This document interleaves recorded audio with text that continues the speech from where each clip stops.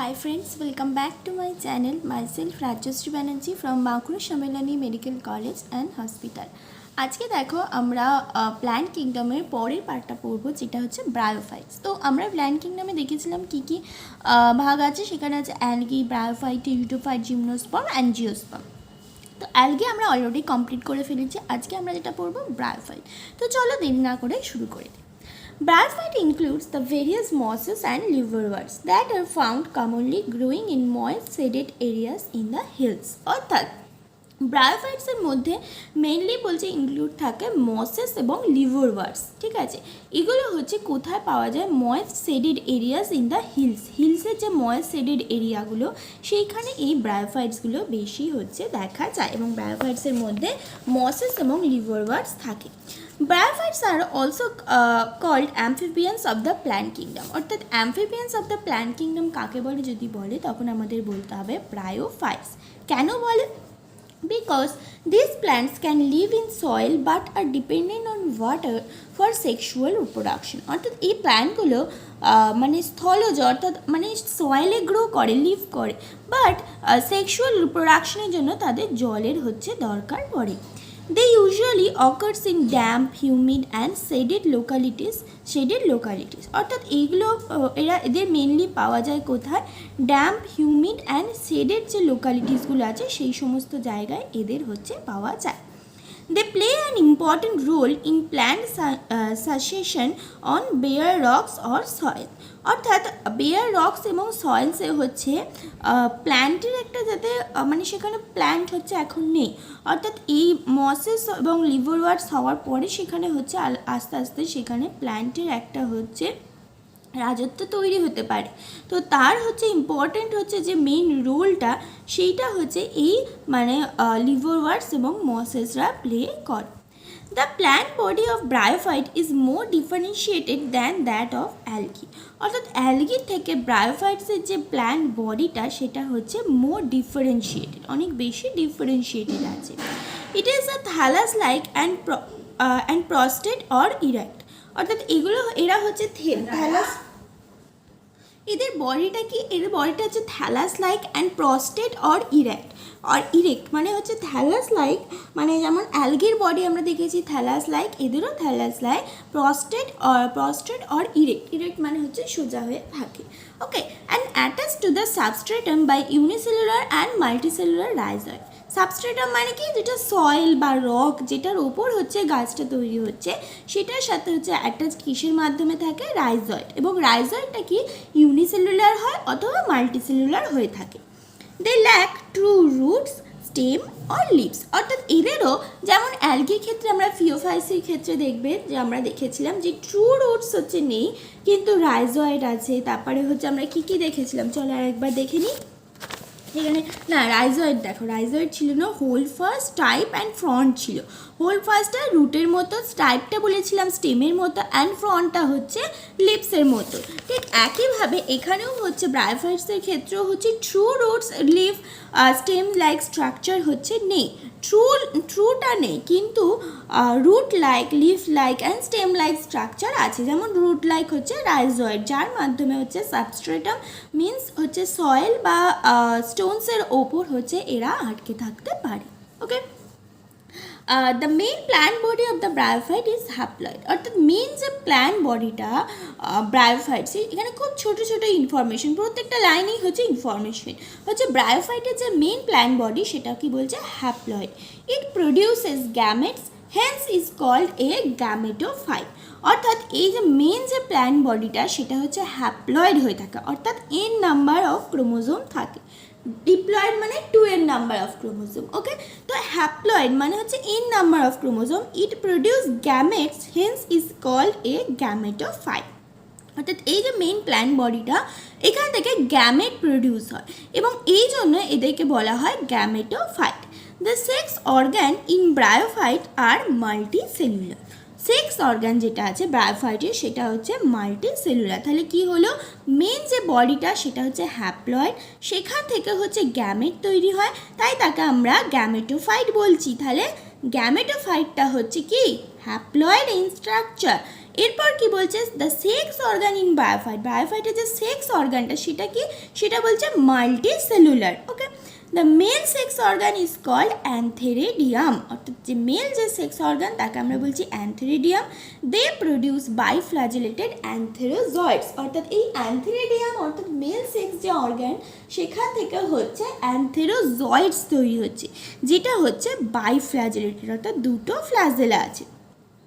The female sex organ called archegonium is flask-shaped and produce a single egg.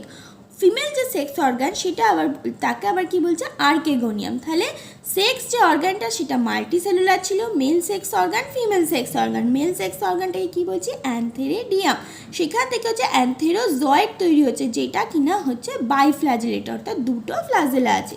R female যে sex organ সেটা হচ্ছে আর্কেগোনিয়াম, যেটা হচ্ছে flask shaped এবং এখান থেকে একটা এগ হচ্ছে প্রডিউস হয়েছে।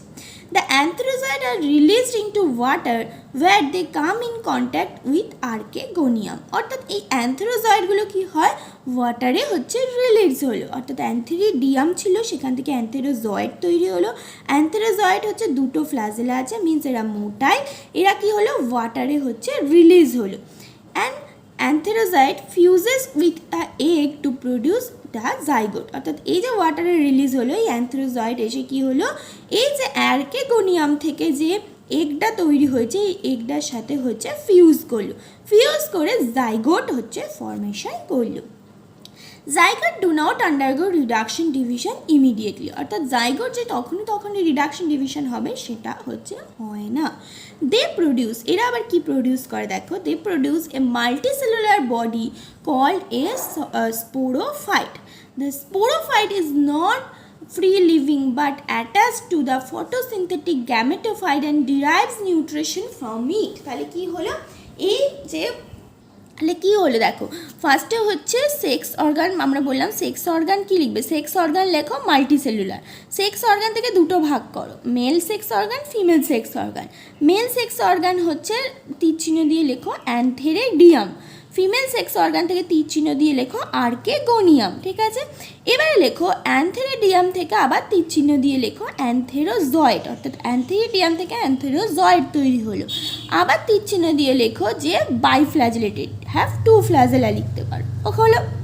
তাহলে অ্যান্থেরিডিয়াম থেকে অ্যান্থেরোজয়েড তৈরি হলো, নিজেরা নিজেদের খাতায় লেখো, আমি ঠিক যেমনভাবে বলছি কী কী হলো। তাহলে মেল সেক্স অর্গান অ্যান্থেরিডিয়াম, অ্যান্থেরোজয়েড, দুটো ফ্ল্যাজেলা আছে।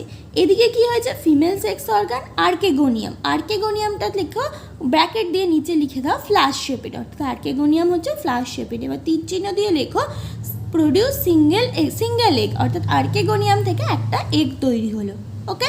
এবারে এই যে অ্যান্থেরিডিয়াম যে দুটো ফ্ল্যাজেলা আছে এটা লেখো যে রিলিজ ইনটু ওয়াটার, তীর চিহ্ন দিয়ে লেখো রিলিজ ইনটু ওয়াটার হলো। তাহলে এখানে অ্যান্থেরিডিয়ামটা ওয়াটারে রিলিজ হলো আর এখানে হচ্ছে সিঙ্গেল এগ প্রডিউস হয়ে আছে।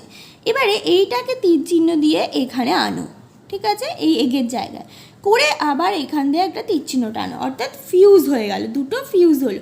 ফিউজ হয়ে কি ফর্মেশন করলো, তাহলে ফর্ম ফিউশন লেখো, ফর্ম ফিউশন লিখে আর একটা তীর চিহ্ন দিয়ে লেখো জাইগোট। মানে কি এই অ্যান্থেরিডিয়াম জলের মধ্যে রিলিজ হলো, এই অ্যান্থেরোজয়েডটা কী হলো জলের মধ্যে রিলিজ হলো, রিলিজ হয়েও কী করলো এগের সাথে ফিউজ হলো, ফিউজ হলে জাইগোট প্রোডাকশন করলো। ঠিক আমি যেভাবে বলছি তীর চিহ্ন দিয়ে দিয়ে লিখতে, যেখানে যেখানে লাইন টানতে বলছি ওরমভাবে যদি করে থাকো তাহলে তোমাদের এখন ওটাই হচ্ছে হয়ে রইল যে অ্যান্থেরোজয়েড এবং এগ এই দুটো একসাথে হয়ে ফিউজ হয়ে হচ্ছে আমাদের জাইগোট হচ্ছে ফর্মেশন হয়েছে।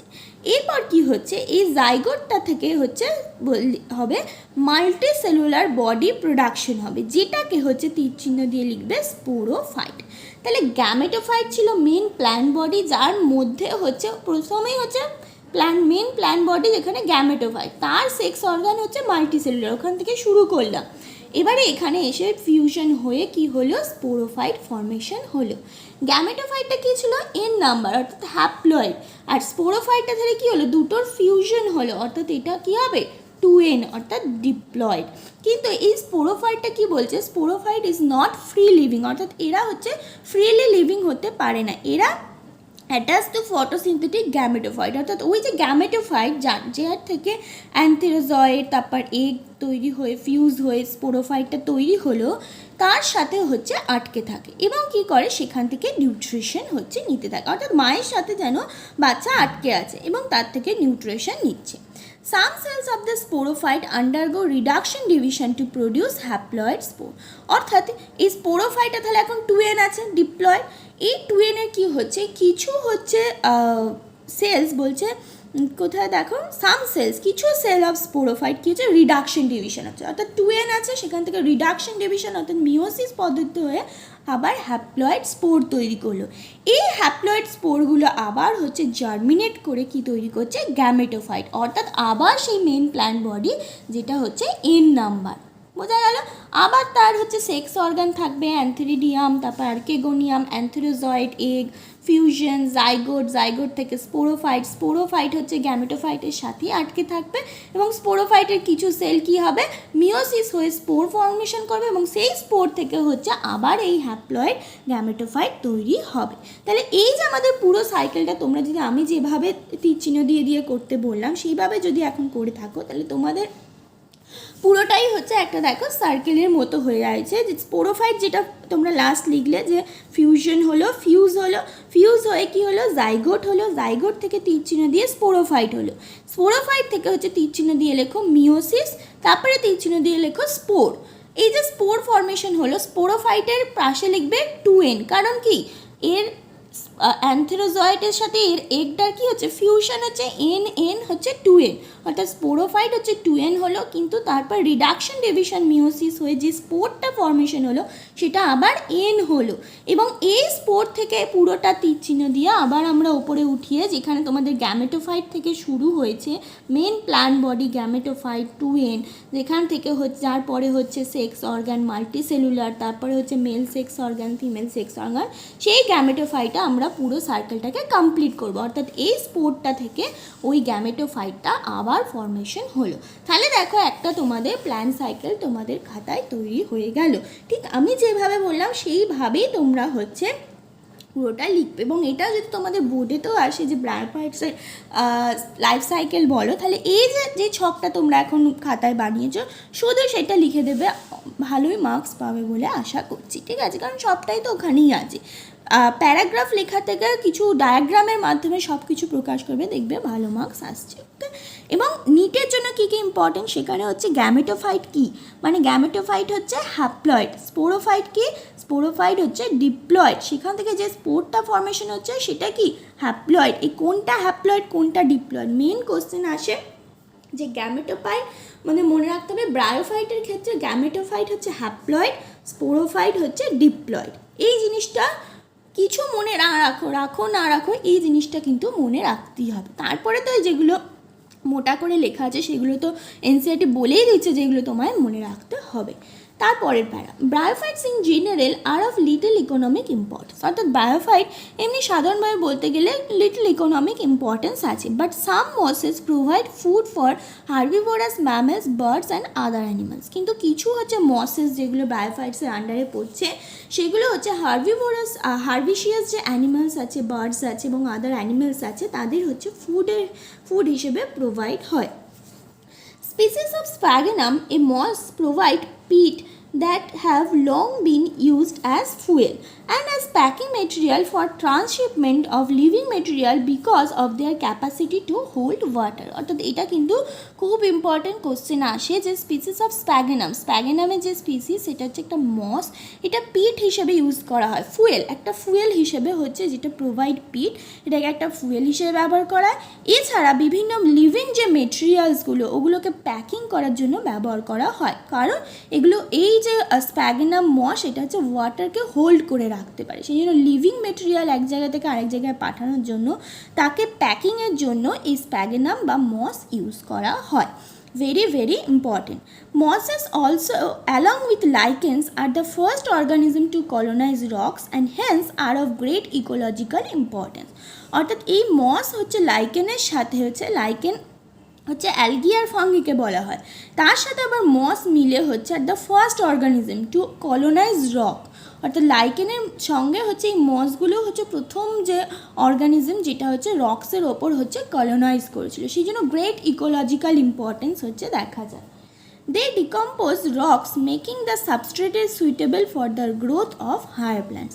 অর্থাৎ এগুলো হচ্ছে প্রথম হচ্ছে রক্সের ওপর গ্রো করছে এবং রক্সকে হচ্ছে একটা সুইটেবল হচ্ছে একটা সাবস্ট্রেট তৈরি করে দিচ্ছে আদার প্ল্যান্ট যাতে তারপরে পরে গ্রো করতে পারে। সেই জন্য পরে যে প্ল্যান্টগুলো গ্রো করছে সবই কিন্তু এই মসের জন্য, মানে এই ব্রায়োফাইটসের জন্যই হচ্ছে। ব্রায়োফাইট ফার্স্টে হচ্ছে গ্রো করে সেখানটাকে হচ্ছে সুইটেবল করে দিচ্ছে অন্য প্ল্যান্ট গ্রো করার জন্য। সেই জন্যই বলছে গ্রেট ইকোলজিক্যাল হচ্ছে ইম্পর্টেন্স দেখা যায়। Since mosses form dense mat on the soil, they reduce the impact of falling rain and prevent soil erosion. Okay. মস কী করে দেখবে, মস হচ্ছে কী করে বলছে যে একটা ম্যাটের মতো হচ্ছে সয়েলের ওপর তৈরি করে। ফলে কি হয়, যে পা পিছলে পড়ে যাওয়া বা সয়েল যে ইরোশন হয়ে যায়, অর্থাৎ মানে মাটি যে ক্ষয়ে যাচ্ছে বৃষ্টির ফলে, সেটা হয় না, কারণ মাটির ওপর একটা লেয়ার মতো তৈরি করে রাখে। The bryophytes are divided into liverworts and mosses. অর্থাৎ ব্রায়োফাইটস দুটো ভাগে ভাগ করা যায়, লিভারওয়ার্টস অ্যান্ড মসেস। এবারে লিভারওয়ার্টস নিয়ে কিছুটা বলেছে, আবার মসেস নিয়ে কিছুটা বলেছে। এখানে লিভারওয়ার্টস বলেছে, এখানে হচ্ছে মসেস নিয়ে বলেছে। তো এটা আমরা পরের দিন পড়বো। আজকে আমরা এইটুকুনিই জানলাম। তো এর মধ্যে যদি কারোর কোনো প্রবলেম থাকে অবশ্যই তোমরা কমেন্ট বক্সে লিখবে, আমি চেষ্টা করবো রিপ্লাই। Thank you, tata.